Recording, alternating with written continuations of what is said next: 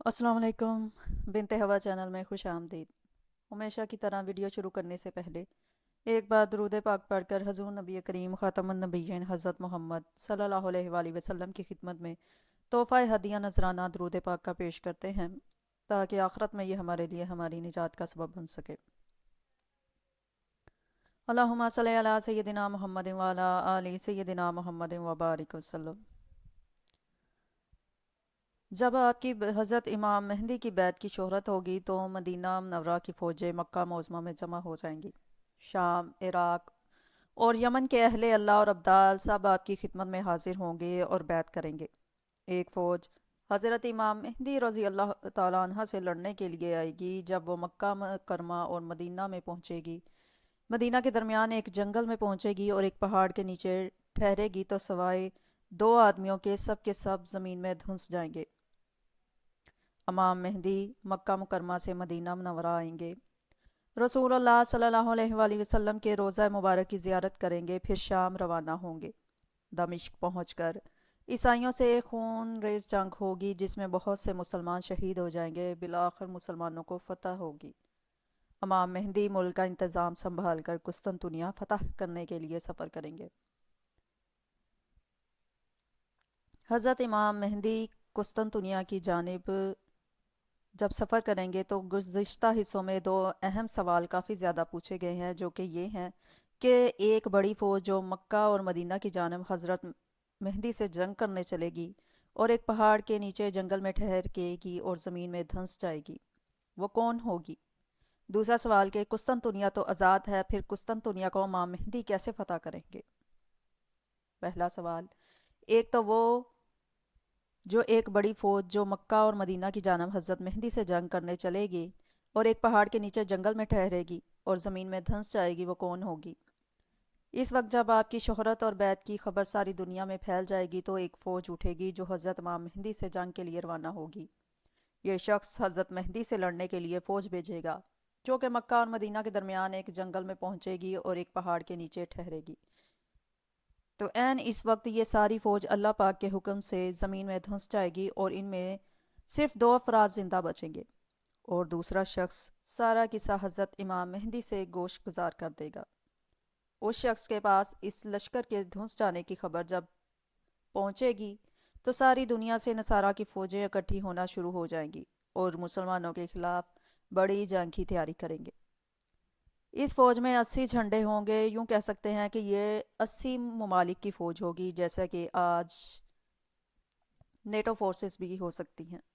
इन 80 झंडों में हर झंडे के साथ 12,000 की फ़ौज होगी, यानी कुल मिलाकर मुसलमानों के मुकाबले में 96 लाख का लश्कर मदीने में आएगा। इस लश्कर की तैयारी जारी होगी। जब हज़रत इमाम रज़ी अल्लाह ताला अन्हा मक्का से चलकर मदीना तशरीफ़ लाएंगे और वहाँ से रोज़ा रसूल सल्लल्लाहु अलैहि वसल्लम की ज़ियारत करके शाम की तरफ रवाना हो जाएंगे और दमिश्क तक पहुँचने ही होंगे कि दूसरी तरफ से नसारा की फ़ौज का मुकाबले में आ जाएगी और हज़रत इमाम मेहंदी रज़ी अल्लाह ताला अन्हा की फ़ौज तीन हिस्सों में बढ़ जाएगी।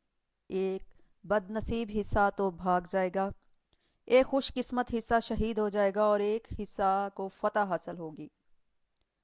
कुछ यूँ कि हज़रत मेहंदी रज़ी अल्लाह ताला अन्हा नसारा के साथ लड़ने के लिए लश्कर तैयार करेंगे और बहुत से मुसलमान आपस में कसम खाएंगे कि फ़तह हासिल किए बगैर पीछे ना हटेंगे।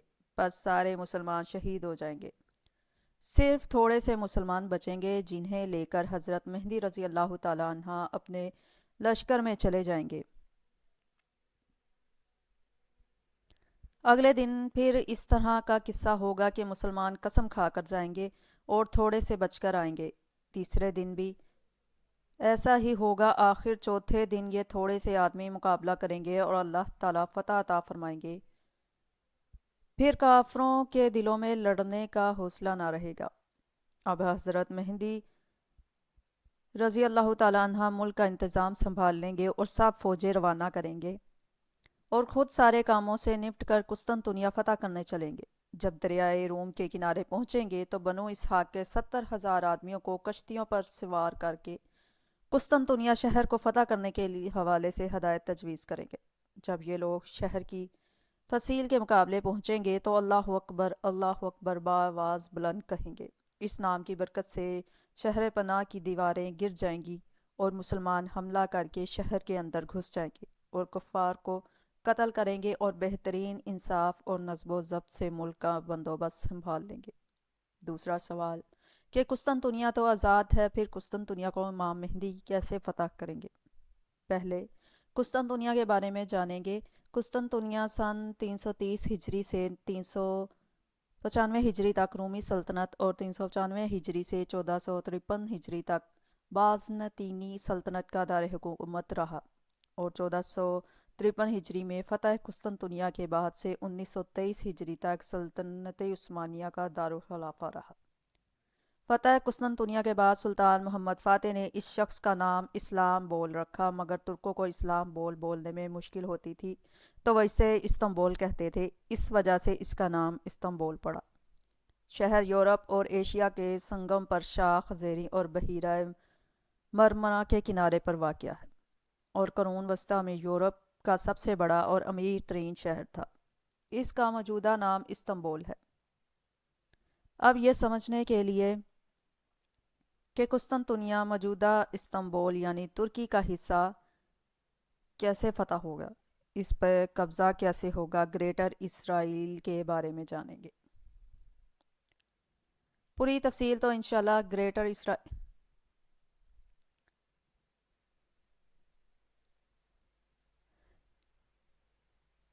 اسرائیل فتح فلسطین سے کافی حصے کو اس کے ساتھ لبنان، شام، اردن، عراق، کویت، سعودی عرب، متحدہ عرب امارات، عمان، یمن، ترکی کا ایک بڑا حصہ، دریائے نیل کے مشرقی علاقے کو اسرائیل اپنا علاقہ کہتا ہے اور اس حصے کو پانے کے لیے دنیا بھر میں جنگیں کروائی جا رہی ہیں۔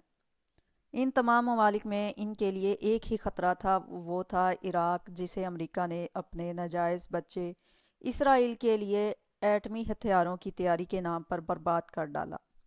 شام اور یمن میں جنگ چل رہی ہے۔ کویت، عمان، سعودی عرب اور متحدہ عرب امارات شاید جنگ کے بغیر اسرائیل کی جیب میں ہیں۔ نیل یعنی مصر کا علاقہ، تو مصر میں اس وقت سیسی کی حکومت ہے، جو کہ ایک بہترین مسلمان حکمران محمد مرسی کا تختہ الٹ کر خود حکمران بنا۔ یہ جنرل سیسی امریکہ کا پالتو ہے۔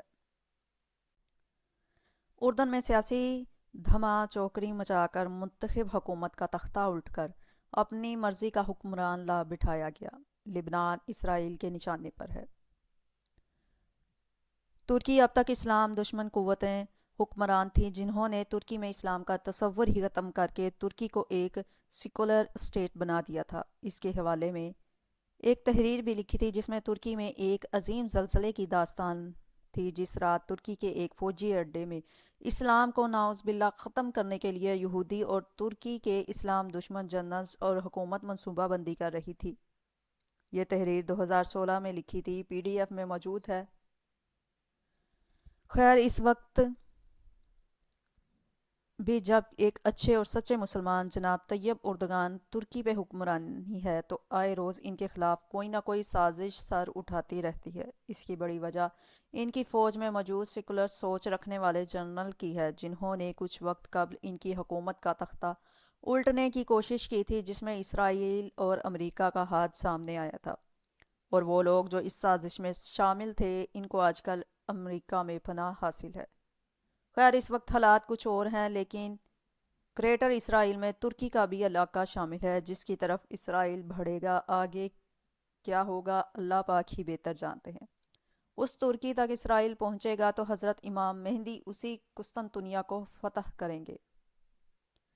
آج یہ بات بڑے وثوق سے کہہ رہے ہیں کہ جو ممالک اسرائیل کی جیب میں ہیں ان کو پس پردہ پیغام پہنچایا گیا ہے کہ یا تو خود ہی جیب میں آ جاؤ یا جنگ کے لیے تیار ہو جاؤ۔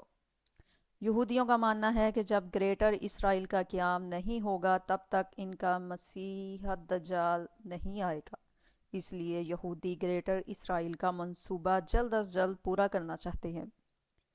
اسی قسطنطنیہ کی فتح کے بعد دجال کا خروج ہوگا، جیسا کہ ہم پڑھتے اور سنتے آئے ہیں کہ دجال انتہائی غضبناک ہو کر نکلے گا۔ سارے رازوں کا مالک اللہ پاک ہے۔ میری ناقص عقل یہی کہتی ہے کہ دجال حضرت امام مہدی کی تشریف آوری کے بعد पे दर पे होने वाली शिकस्त के सबब गज़बनाक होकर निकलेगा और कुस्तुनतुनिया वो आखिरी पड़ाव होगा जो ग्रेटर इसराइल के एक संग मेल की हैसियत रखता है। इसकी शिकस्त और ग्रेटर इसराइल का ख्वाब अधूरा रह जाना दज्जाल को गज़बनाक करेगा, जिसके बाद वो बावले कुत्ते की तरह पागल होकर बाहर निकलेगा।